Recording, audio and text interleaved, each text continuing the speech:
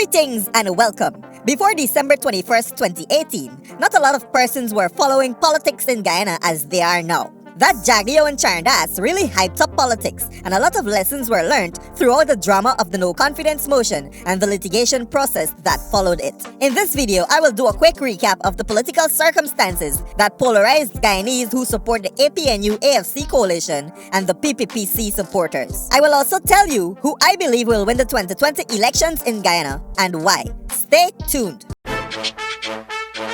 Hey, something ever surprise you like when you see Tigala? What?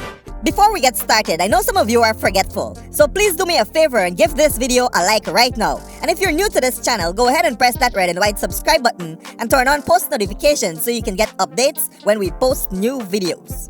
Good. So general elections are due to be held in Guyana on March 2nd, 2020. This is slightly early because the government lost a vote of confidence by a margin of 33 to 32 on December 21st, 2018. The government held a one-seat majority in parliament since 2015, and it is customary that members vote along party lines. However, one of its own parliamentarians, Charandas of the Alliance for Change, voted with the opposition PPP, who tabled the no-confidence motion, giving them the majority for the motion to be passed. Fresh elections were now required to be held within 3 months, giving the government up to March 2nd, 2018 to pack up and beat out.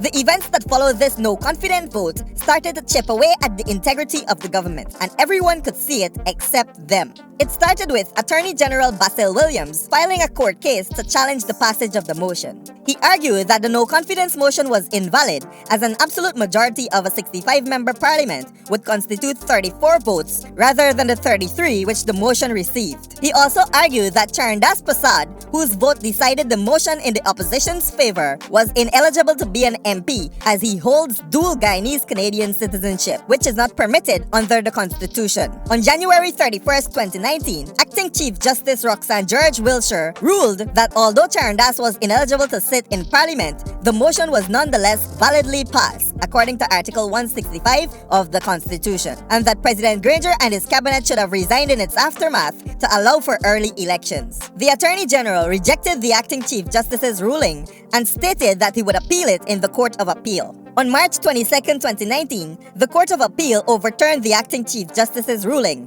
prompting the opposition's People's Progressive Party to appeal in the Caribbean Court of Justice, whose ruling on the matter would be final. On June 18, 2019, the CCJ ruled that the no-confidence motion had been validly passed by a majority of MPs, constitutionally necessitating fresh elections. Its ruling also stated that although Charandas may have been ineligible to be an MP due to his dual citizenship, his vote could not be nullified as the irregularity had not been taken up with the proper authorities within the designated time frame following the 2015 elections. It was widely interpreted that since the CCJ was the final court with jurisdiction over this matter, the timeline would have effectively been reset and that fresh elections would have had to be held by September 18, 2019. President Granger ignored the ruling and opted to name March 2nd, 2020 as the date for elections. If you're still with me, it means this topic is close to your heart. And I would like to remind you that if you're a Guyanese outside of Guyana and you would like to support this channel, it's as simple as pressing that blue join button below. Anyways, let's move on.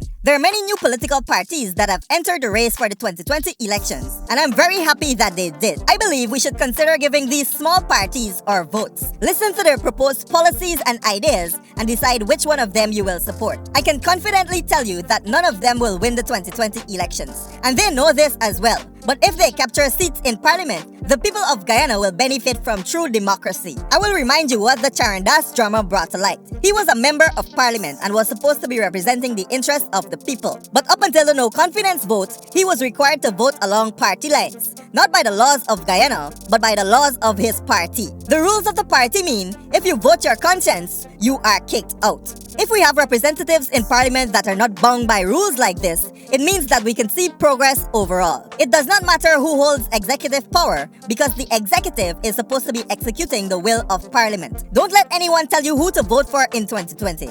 Listen to these smaller parties and make a decision on your own.